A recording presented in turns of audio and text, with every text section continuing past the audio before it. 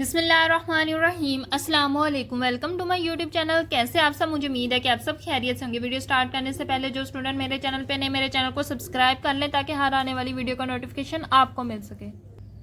आज का हमारा टॉपिक है यील्ड। यील्ड क्या है, इसको हम डिटेल से पढ़ेंगे। ये हमारा इस चैप्टर का लास्ट टॉपिक है, इंशाल्लाह इसको अच्छे से कवर करेंगे। सो यील्ड क्या है, इसको हम स्टडी करते हैं।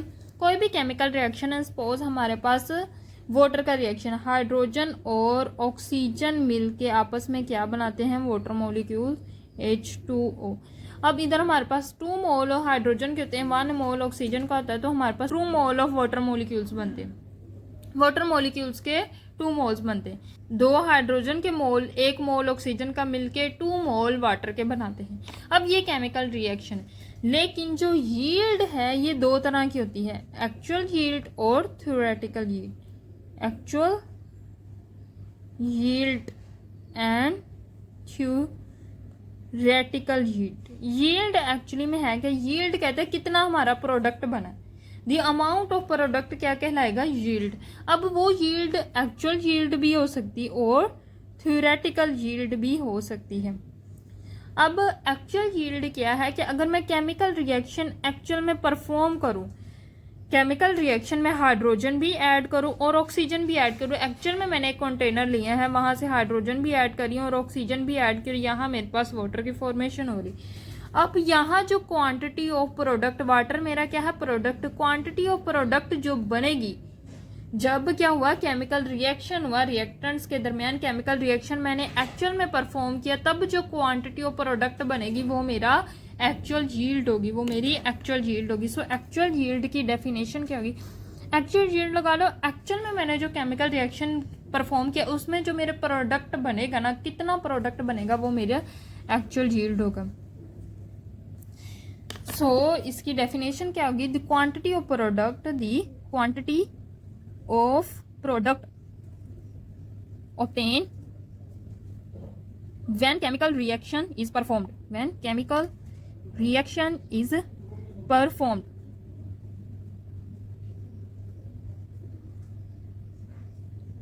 is called actual yield। Yield कहते हैं कितनी अमाउंट ऑफ प्रोडक्ट बनी, और एक्चुअल यील्ड वो यील्ड है जब मैं केमिकल रिएक्शन करूं और केमिकल रिएक्शन के नतीजे में जो एक्चुअल मेरे प्रोडक्ट की अमाउंट बनेगी वो मेरी कहलाएगी actual yield. The quantity of product obtain when chemical reaction is performed is called actual yield. वो क्वांटिटी जो केमिकल रिएक्शन के बाद हमारे पास प्रोडक्ट की बनी है वो कहलाएगी एक्चुअल यील्ड। और दूसरी हमारे पास है थ्योरेटिकल यील्ड। थ्योरेटिकल यील्ड क्या है, यील्ड ना आप लगा लो कि मैंने ना बनने तो मेरे 2 मोल्स थे, लेकिन मेरा एक्चुअल यील्ड में आया 1.8 मोल, 2 मोल से कम आया। ऐसा क्यों होता है, एक्चुअल यील्ड मेरी कम क्यों हो जाती, क्योंकि सारे के सारे जो प्रोडक्ट्स हैं वो एक्चुअल में रिएक्ट नहीं करते, कुछ ना कुछ साइड रिएक्शन हो जाता है, कुछ ना कुछ हमारा जो रिएक्टेंट है वो ज़ाया हो जाते हैं, वो निकल जाते हैं, तो कंप्लीट केमिकल रिएक्शन नहीं होता, मेरे पास प्रोडक्ट की अमाउंट कम होती, इसलिए जो एक्चुअल यील्ड होती ना वो हमेशा कम होती। लेकिन थ्योरेटिकल यील्ड क्या है, थ्योरेटिकल यील्ड है, मैं कह रही हूँ कि मैंने 2 मोल हाइड्रोजन के डाले, 1 मोल ऑक्सीजन का डाला, तो मेरे पास 2 मोल ही वाटर के मॉलिक्यूल्स बन रहे। तो ये रिएक्शन से कैलकुलेशन करने के बाद मैं बताऊंगी कि मेरे 2 मोल ही वाटर मॉलिक्यूल्स बनने। सो अमाउंट ऑफ प्रोडक्ट है, ये भी प्रोडक्ट की अमाउंट है, ये वो अमाउंट है जो मैंने कैलकुलेट की, मैंने एज्यूम किया कि जितने भी रिएक्टेंट थे जो मैंने डाले उन सब रिएक्टेंट ने आपस में रिएक्शन किया according to chemical equation. Chemical equation के हिसाब से इन रिएक्टेंट ने आपस में रिएक्ट किया और मेरे पास अमाउंट ऑफ प्रोडक्ट दी। वो अमाउंट ऑफ प्रोडक्ट जो मैंने कैलकुलेट की वो कहलाएगी थ्योरेटिकल यील्ड। ये एक्चुअल में अमाउंट जो केमिकल रिएक्शन में बनती है वो नहीं होती, जो मैं इक्वेशन की मदद से कैलकुलेट करूंगी वो मेरी अमाउंट होगी थ्योरेटिकल यील्ड। जैसे मैंने यहाँ सोच लिया कि मेरे पास 2 मोल वाटर मॉलिक्यूल्स बनने, तो ये 2 मोल्स ऑफ वाटर मॉलिक्यूल्स बनना क्या, थ्योरेटिकल यील्ड। कि मैंने खुद सोचा है कि 2 मोल मेरे पास हाइड्रोजन थे, 1 मोल ऑक्सीजन का था, इन दोनों ने कंप्लीटली रिएक्शन किया है, कोई और रिएक्शन, जितने भी मैंने रिएक्टेंट डाले उन सब ने रिएक्शन किया और मेरे पास 2 मोल वाटर मॉलिक्यूल्स बने हैं। ठीक है, तो जो थ्योरेटिकल यील्ड होती है ये कैलकुलेट की जाती है। ये क्या है, the amount of product which is calculated, जो हम कैलकुलेट करते हैं, which is calculate assuming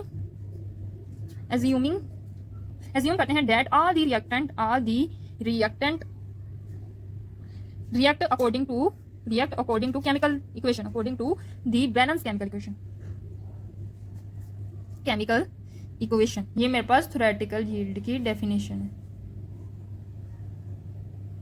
theoretical yield वो अमाउंट ऑफ प्रोडक्ट होती है जो एक्चुअल में हम chemical reaction balance chemical equation से कैलकुलेट करते हैं कि जितने भी रिएक्टेंट, ऑल रिएक्टेंट ने according to chemical equation react किया और मेरे पास अमाउंट ऑफ प्रोडक्ट दिया, वो मेरे पास थ्योरेटिकल यील्ड होगी। ये हम कैलकुलेट करते हैं, ये एक्चुअल यील्ड नहीं होती जो हम रिएक्शन के बाद जो मैथ बनता है उसको कैलकुलेट करते हैं, वो हमारे पास एक्चुअल यील्ड होती है। थ्योरेटिकल यील्ड हम बैलेंस केमिकल इक्वेशन से कैलकुलेट करके बताते हैं कि मेरे पास 2 मोल्स बने।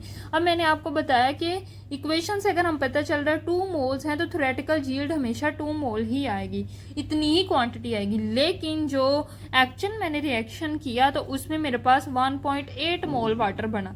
सो आपने याद रखना है, एक्चुअल जब हम रिएक्शन करते हैं तो उसमें प्रोडक्ट की अमाउंट कम होती है और थ्योरेटिकल यील्ड हमारे पास ज़्यादा होगी। सो आपने याद रखना है, एक्चुअल यील्ड कम होती है और थ्योरेटिकल यील्ड ज़्यादा होती है। ये एक आपका की पॉइंट है।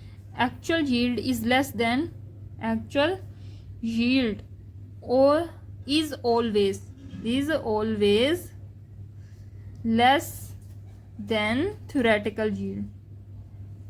थ्योरेटिकल यील्ड ऐसा क्यों होता है कि एक्चुअल यील्ड कम होती है और थ्योरेटिकल यील्ड ज़्यादा होती है? क्योंकि थ्योरेटिकल यील्ड हम कैलकुलेशन से निकालते हैं कि 2 मोल बनना है तो 2 मोल ही हमारे पास थ्योरेटिकल यील्ड होगी। लेकिन एक्चुअल यील्ड क्या होती है? एक्चुअल में हम केमिकल रिएक्शन करवाते हैं दोनों के दरमियान और जो अमाउंट ऑफ हमारे पास प्रोडक्ट बनती है वो हमारे पास एक्चुअल यील्ड होती है। जैसे इधर हमारे पास हाइड्रोजन और ऑक्सीजन मिलकर वाटर बनाया।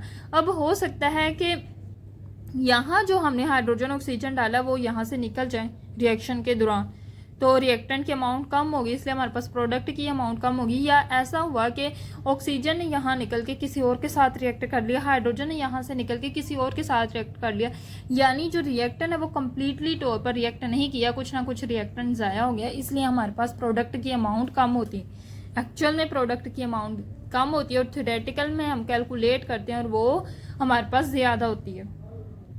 नेक्स्ट है फॉर्मूला। आपने ये फॉर्मूला अच्छे से याद करना है। फॉर्मूला है परसेंटेज यील्ड। यील्ड मैंने आपको बताया था अमाउंट ऑफ प्रोडक्ट आपका कितना बना, परसेंटेज मतलब कितना परसेंट हमारा प्रोडक्ट बना, 40% बना है, 50% बना है, 60% बना है, ये हमारी परसेंटेज यील्ड होती है। इसको कैसे कैलकुलेट करते हैं? एक्चुअल यील्ड को डिवाइड करते हैं, एक्चुअल यील्ड को डिवाइड करते हैं थ्योरेटिकल यील्ड से और उसको मल्टीप्लाई करें 100 से तो हमारे पास परसेंटेज यील्ड आ जाएगी। जैसे मेरे पास एक्चुअल यील्ड आई 2 और थ्योरेटिकल यील्ड थी मेरे पास 4 मल्टीप्लाई 100, ऐसे एक्चुअल यील्ड आई मेरे पास 2, थ्योरेटिकल यील्ड मेरे पास 4 थी, उसको मैंने 100 से मल्टीप्लाई किया तो मेरे पास कुछ ना कुछ परसेंटेज यील्ड आ जाएगी। सो यहाँ जो मेरी परसेंटेज यील्ड आएगी वो 50% होगा, यानी मेरा 50% प्रोडक्ट बना, 50% रिएक्टेंट जो है वो ज़ाया हो गया, इसलिए जो मेरा प्रोडक्ट है वो सिर्फ 50% बना। देन है एग्जाम्पल 15.17। एक केमिस्ट उसने रिएक्ट करवाया 50 gram of zinc with excess of nitric acid. 2 reactant हमारे पास, जिंक और नाइट्रिक एसिड। नाइट्रिक एसिड का फॉर्मूला होता है HNO3। तो नाइट्रिक एसिड और जिंक के दरमियान रिएक्शन हुआ to get 80.0 gram zinc nitrate बना हमारे पास 80.2 gram. Calculate the theoretical yield और एक्चुअल यील्ड। थ्योरेटिकल यील्ड और परसेंटेज यील्ड हमने कैलकुलेट करनी। अब कोई भी केमिस्ट था उसने एक्चुअली में क्या किया, 2 रिएक्टेंट डाले हमारे पास। दोनों रिएक्टेंट कौन कौन से हैं? एक मेरे पास है जिंक और एक मेरे पास है नाइट्रिक एसिड। इन दोनों के दरमियान रिएक्शन हुआ, जिंक डाला और नाइट्रिक HNO3। एक्चुअल में उसने रिएक्शन किया तो मेरे पास जिंक नाइट्रेट बना NO3 और वो कितना बना 80.2 ग्राम। अब ये जो बना है ये मेरे पास एक्चुअल यील्ड है। अब मैं बैलेंस केमिकल इक्वेशन लिखती हूँ। जिंक और ये नाइट्रिक एसिड जब रिएक्ट करते हैं तो जिंक नाइट्रेट बनता है। जिंक नाइट्रेट का फॉर्मूला होता है HNO3 2। अब देखो यहाँ NO3 मेरे पास 2 है तो इधर भी मेरे पास 2 आना पड़ेगा। अब यहाँ जिंक एक NO3 2, यहाँ से 2 हाइड्रोजन रहते हैं, वो H2 इधर आ जाएगा। ये मेरे पास है बैलेंस केमिकल इक्वेशन। अब हमें क्वेश्चन में एक्चुअल यील्ड दे दी गई है। एक्चुअल यील्ड जो रिएक्शन के दौरान बनी है, एक्चुअल यील्ड किसकी, जिंक नाइट्रेट की, वो है 80.2 ग्राम। एक्चुअल यील्ड दे दी हमने, थ्योरेटिकल यील्ड और परसेंटेज यील्ड कैलकुलेट करनी। अब उन्होंने हमें जिंक का जो मैथ है वो दिया हुआ है, तो जिंक का हम नंबर ऑफ मोल्स कैलकुलेट करेंगे। मोल्स ऑफ जिंक, जिंक के मोल कैसे कैलकुलेट करेंगे, मैथ को डिवाइड करेंगे मोलर मैथ से।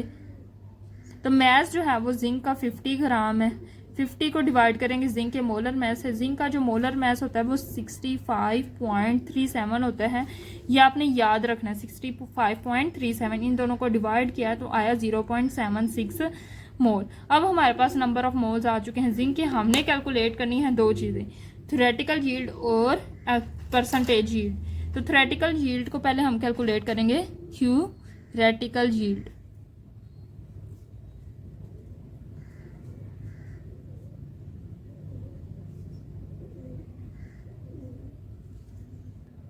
अब थ्योरेटिकल यील्ड हम कैसे कैलकुलेट करते हैं, बैलेंस केमिकल इक्वेशन से।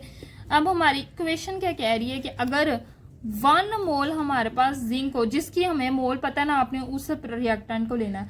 तो इधर हमें जिंक के मोल पता है, जिंक के हमने मोल कैलकुलेट किए हैं, जिंक का हमें मैथ दिया गया था तो इसलिए हमने जिंक के मोल कैलकुलेट कर लिए। अब जिंक है 1 मोल जिंक अगर होगा तो हमारे पास 1 मोल जिंक नाइट्रेट बनेगा। 1 मोल हमारे पास जिंक होगा तो 1 मोल हमारे पास जिंक नाइट्रेट बनेगा। ये हमें केमिकल बैलेंस केमिकल इक्वेशन से पता चला है। तो 1 मोल हम लिखेंगे, 1 मोल ऑफ जिंक गिव कितने मोल, 1 मोल ही हमारे पास जिंक नाइट्रेट के बनेंगे अगर हमारे पास 1 मोल जिंक होगा। ये हमें बैलेंस केमिकल इक्वेशन से पता चला। ये भी 1 है तो ये भी 1 है। अब इधर हमने एक्चुअल में कैलकुलेट किए तो जिंक के मोल थे 0.76, तो इधर हम लिखेंगे 0.76 मोल ऑफ जिंक गिव। अब पहले इधर 1 था तो इधर भी 1 था, अब इधर 0.76 है तो इधर भी 0.76 ही होगा। 0.76 मोल ऑफ जिंक नाइट्रेट। अब ये मेरे पास नंबर ऑफ मोल्स आ गए जिंक नाइट्रेट के, जो मैंने बैलेंस केमिकल इक्वेशन से कैलकुलेट किए। ये मेरे पास नंबर ऑफ मोल्स आ गए जिंक नाइट्रेट के, number of mole of zinc nitrate के अभी मैंने बैलेंस केमिकल इक्वेशन से कैलकुलेट आए 0.76 मोल। ये हमने बैलेंस केमिकल इक्वेशन से हिसाब लगाया कि अगर 1 मोल मेरे पास होगा जिंक का तो 1 मोल ही होगा जिंक नाइट्रेट का, लेकिन अगर मेरे पास 0.76 मोल होगा जिंक का तो 0.76 ही जिंक नाइट्रेट के नंबर ऑफ मोल्स होंगे। अब मैंने निकालनी है थ्योरेटिकल यील्ड, यानी मैस हमने निकालना है इसका। तो मैस ऑफ ZnNO3 कैसे निकालेंगे, मोल्स को मल्टीप्लाई करेंगे मोलर मैस से। अब मोल्स तो मुझे पता है 0.76 आया जिंक नाइट्रेट का। जिंक नाइट्रेट का मोलर मैस क्या होगा, तो पहले हम मोलर मैस निकालते हैं। जिंक नाइट्रेट का मोलर मैस ZnNO3 का निकालने लगे। अच्छा, जो जिंक होता है इसका मैस होता है 65, इसका मोलर मैस, प्लस नाइट्रोजन है और ऑक्सीजन। नाइट्रोजन NO3 नाइट्रोजन कितने हैं, NO3 में 1 नाइट्रोजन, इधर मैंने 2 लगाया तो 2 नाइट्रोजन। 1 नाइट्रोजन का 14, तो 2 नाइट्रोजन, इसको 2 से मल्टीप्लाई कर देंगे नाइट्रोजन के मोलर मैस को। प्लस ऑक्सीजन कितने हैं, 1 NO3 में 3 ऑक्सीजन है, 3 2 6, तो 6 ऑक्सीजन। 1 ऑक्सीजन के लिए 16 होगा, यहाँ हमारे पास 6 ऑक्सीजन है तो 16 को 6 से मल्टीप्लाई कर देंगे। 65 प्लस 14 को 2 से मल्टीप्लाई किया तो 28 आ गया, प्लस 16 को 6 से मल्टीप्लाई किया तो 96 आ गया। इन सबको ऐड किया तो मेरे पास मोलर मैस आया। वैसे जनरली हम जिंक का लिख देते हैं 65, लेकिन वैसे एक्चुअल में होता है 65.38, तो आपने 65.38 ही करना है, 65.38 इस तरह 65.38। अब इनको हम ऐड करेंगे तो हमारे पास आ जाएगा 189.38, ये मेरे पास आ जाएगा मोलर मैस जिंक नाइट्रेट का। तो मैस निकालना, मैस मेरे पास है जिंक नाइट्रेट का, जो मैंने बैलेंस केमिकल इक्वेशन से कैलकुलेशन से निकाल रही हूँ, वो मेरी थ्योरेटिकल यील्ड होती है, थ्योरेटिकल यील्ड। थ्योरेटिकल यील्ड क्या होता है? Mass of product. तो जिंक नाइट्रेट मेरे पास मैस ही, जिंक नाइट्रेट मेरे पास प्रोडक्ट ही है, तो इसका मैस मेरे पास होगा थ्योरेटिकल यील्ड। कैसे निकालनी है? मोल्स को मल्टीप्लाई करना है, मोलर मैस है, मोल्स मेरे पास है 0.76, मोलर मैस मेरे पास आया 189.38, इन दोनों को आपस में मल्टीप्लाई किया तो आया 143.92 ग्राम। सो ये मेरे पास आ गई थ्योरेटिकल यील्ड। थ्योरेटिकल यील्ड हमने कैलकुलेट कर ली, ये हमारा पहला आंसर है। दो चीज़ें हमने कैलकुलेट करनी थी, थ्योरेटिकल यील्ड और परसेंटेज यील्ड। थ्योरेटिकल यील्ड आ चुकी है, अब हम परसेंटेज यील्ड कैलकुलेट करते हैं। सेकेंड, इस क्वेश्चन का जो है वो है परसेंटेज यील्ड। तो परसेंटेज यील्ड कैलकुलेट करने का फॉर्मूला है परसेंटेज यील्ड, पीछे हमने इसका फॉर्मूला किया था, एक्चुअल यील्ड को डिवाइड कर दें थ्योरेटिकल यील्ड से, एक्चुअल यील्ड को डिवाइड कर दें थ्योरेटिकल यील्ड से और उसको मल्टीप्लाई कर दें 100 से, तो मेरे पास आ जाएगी इसकी परसेंटेज यील्ड। अब एक्चुअल यील्ड हमें क्वेश्चन में दी गई थी, वो थी 80.2 ग्राम, और थ्योरेटिकल यील्ड अभी हमने निकाली है, वो आई है 143.92 ग्राम। अब मैंने आपको बताया था थ्योरेटिकल यील्ड हमेशा ज़्यादा होती है, एक्चुअल यील्ड हमेशा कम होती है, एक्चुअल यील्ड लेस होती है थ्योरेटिकल यील्ड से। तो देखो एक्चुअल यील्ड मेरे पास 80.2 ग्राम और थ्योरेटिकल यील्ड 143, थ्योरेटिकल यील्ड ज़्यादा है और एक्चुअल यील्ड मेरे पास लेस अमाउंट में है। तो ये हमें क्वेश्चन से भी क्लियर हो रहा है। इन दोनों को आपस में डिवाइड करेंगे और 100 से मल्टीप्लाई करेंगे तो आएगा 55%, 55.7% हमारे पास इसका आंसर आएगा percentage yield, percentage yield. So दोनों हमने कैलकुलेट कर लिए, थ्योरेटिकल यील्ड भी और परसेंटेज यील्ड भी। देन है quick check 15.9, find out the theoretical yield. Theoretical yield हमने निकालनी है and percentage yield of oxygen. दो चीज़ें फाइंड आउट करनी, बिल्कुल सिंपल, पीछे एग्जाम्पल की तरह, पीछे हमने एग्जाम्पल की थी 15.17, बिल्कुल ये उसी तरह है। थ्योरेटिकल यील्ड और परसेंटेज यील्ड कैलकुलेट करनी है। ऑक्सीजन की generated by heating 40 gram of potassium chlorate, potassium chlorate है, उसका हमें मैस दिया गया, उसको हमने हीट किया, तो हमारे पास मैस ऑफ ऑक्सीजन प्रोड्यूस हुआ है 14.9 ग्राम। अब मेरे पास ये केमिकल इक्वेशन है, उन्होंने हमें केमिकल इक्वेशन भी दे दी है कि पोटाशियम क्लोरेट, उसको हमने हीट किया तो वो ब्रेक डाउन हो गया पोटाशियम क्लोराइड और ऑक्सीजन। अब ऑक्सीजन की मैंने परसेंटेज यील्ड भी कैलकुलेट करनी है और थ्योरेटिकल यील्ड भी। वैसे उन्होंने बता दिया कि जब एक्चुअल में रिएक्शन हुआ तो कितने ऑक्सीजन प्रोड्यूस हुई, 14.9, तो 14.9 मेरे पास आ गई एक्चुअल यील्ड, एक्चुअल यील्ड आ गई। अब ये मेरे पास रिएक्टेंट है और इसकी मैंने ये मेरे पास प्रोडक्ट है, इसकी मैंने परसेंटेज यील्ड और थ्योरेटिकल यील्ड कैलकुलेट करनी। हमें पोटेशियम क्लोरेट का मैस दिया गया है 40 ग्राम, 40 ग्राम हमें इसका मैस दिया गया है। अब हमने इसके नंबर ऑफ मोल्स कैलकुलेट करने। नंबर ऑफ मोल्स कैलकुलेट करने का क्या फार्मूला होता है? Mass by molar mass. Mass तो दिया गया 40 ग्राम, मोलर मैस मैं कैलकुलेट करूंगी पोटेशियम क्लोरेट का क्या है। यहाँ मेरे पास 3 एलिमेंट है, पोटेशियम, क्लोरीन और ऑक्सीजन। पोटेशियम का होता है 39 प्लस क्लोरीन का होता है 35.5 और ऑक्सीजन का होता है 16। 3 ऑक्सीजन है तो उसको 3 से मल्टीप्लाई करूंगी, इन सबको 16 को 3 से मल्टीप्लाई किया तो आया 48 और 48 को प्लस 35.5 किया प्लस 39 तो मेरे पास टोटल आया 122.5 ग्राम पर मोल। सो मेरे पास मोलर मैस क्या है 122.5। तो मैस मेरे पास 40 था, मोलर मैस हमने कैलकुलेट किया 122.5, इन दोनों को डिवाइड किया तो मेरे पास नंबर ऑफ मोल्स आ गए 0.33 मोल। वैसे यहाँ इन दोनों को डिवाइड करने से आता है 0.326। तो 6 क्या है, 5 से बड़ा है। जब कोई भी वैल्यू 5 से बड़ी होती तो हम, अगर हमने राउंड ऑफ करना हो 5 से बड़ी हो, तो हम क्या करते हैं, इसको ख़त्म करके इससे जो पहली वैल्यू होती है उसको 1 नंबर बढ़ा देते हैं। जैसे 2 है तो मैंने 3 कर दिया, क्योंकि ये 5 से बड़ी वैल्यू थी तो मैंने इससे जो पहली वाली वैल्यू उसको 1 नंबर बढ़ा के इसको ख़त्म कर दिया। सो मैंने 0.326 को राउंड ऑफ करके 0.33 कर दिया। तो 0.33 इसके मोल्स आ गए। अब मेरे पास मोल्स आगे हैं पोटाशियम क्लोरेट के। थ्योरेटिकल यील्ड मैंने कैलकुलेट करनी, तो बैलेंस केमिकल इक्वेशन क्या कह रही है कि 2 मोल मेरे पास पोटाशियम क्लोरेट होंगे तो 3 मोल मेरे पास ऑक्सीजन के बनेंगे। तो ये लिखूंगी 2 mole potassium chlorate give 3 mole oxygen. ये हमें बैलेंस केमिकल इक्वेशन कह रही है कि 2 मोल पोटाशियम क्लोरेट के होंगे तो ही मेरे पास जो है 1 मोल और 3 मोल ऑक्सीजन के बनेंगे।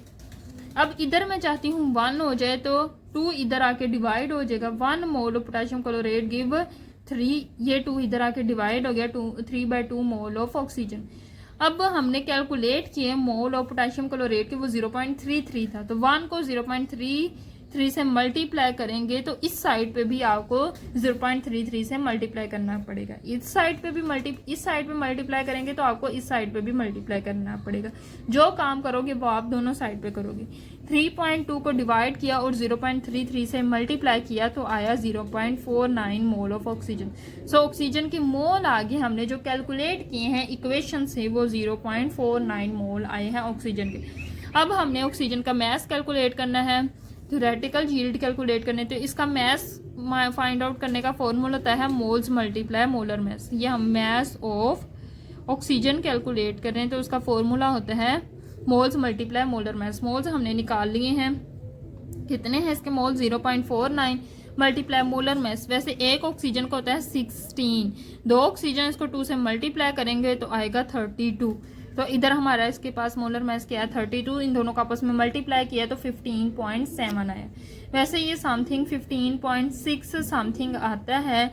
तो जो भी वैल्यू आती है वो 5 से बड़ी होती है, तो हम राउंड ऑफ करके 6 को 1 नंबर बढ़ा देते और 15.7 लिखते हैं। तो मैस ऑफ ऑक्सीजन मेरे पास क्या है, थ्योरेटिकल यील्ड। सो मेरे पास थ्योरेटिकल यील्ड क्या है, थ्योरेटिकल यील्ड।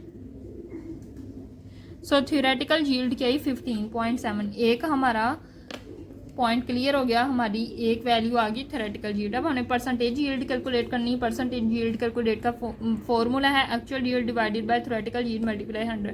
थ्योरेटिकल यील्ड अभी हमने निकाली 15.7, एक्चुअल यील्ड हमें क्वेश्चन में ही गिवन थी, एक्चुअल यील्ड थी 14.9 ग्राम।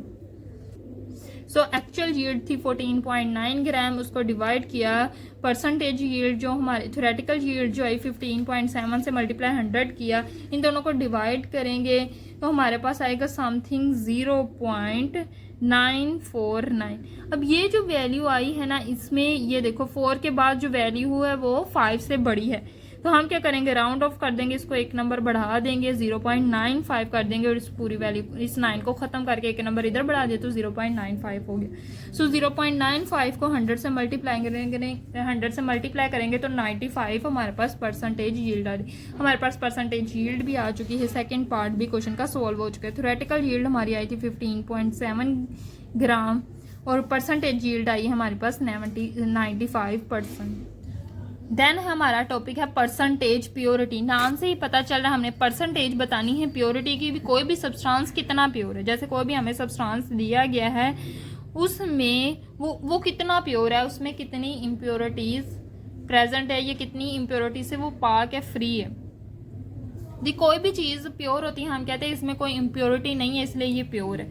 तो प्योरिटी की डेफिनेशन क्या होती है, प्योरिटी कहते हैं कोई भी सब्सटेंस, डिग्री ऑफ सब्सटेंस की जो अमाउंट है वो कितनी फ्री है, इज फ्री फ्रॉम इम्प्योरिटीज,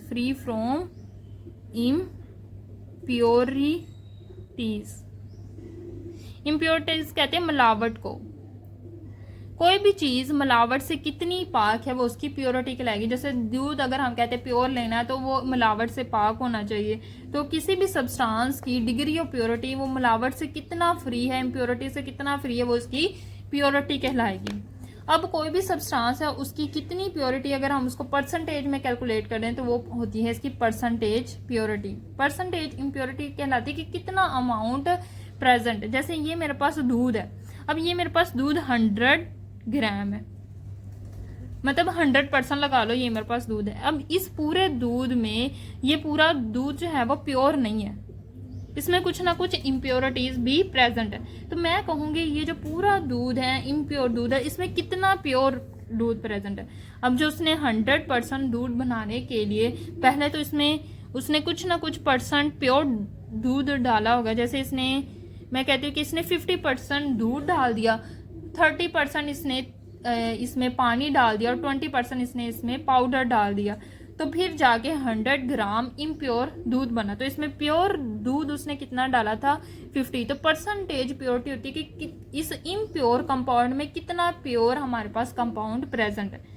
जो परसेंटेज इम्प्योरिटी होती है, परसेंटेज प्योरिटी होती है, उसको कैलकुलेट करने का फॉर्मूला होता है परसेंटेज प्योरिटी। अभी हमने बात करी परसेंटेज प्योरिटी क्या है कि कोई इम्प्योर सब्सटेंस है उसमें कितना प्योर सब्सटेंस प्रेजेंट। जैसे ये 100 ग्राम हमारे पास दूध इम्प्योर है, यानी इसमें मिलावट है, तो मैं देखूंगी पहले इसमें प्योर दूध कितना डाला गया, कितना इसमें प्योर दूध डाला गया इसको 100 ग्राम इम्प्योर दूध बनाने के लिए। तो कैसे होगा, एक्चुअल में mass of pure drug,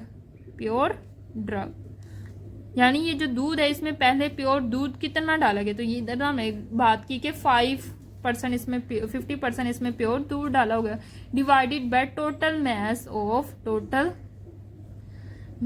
of sample.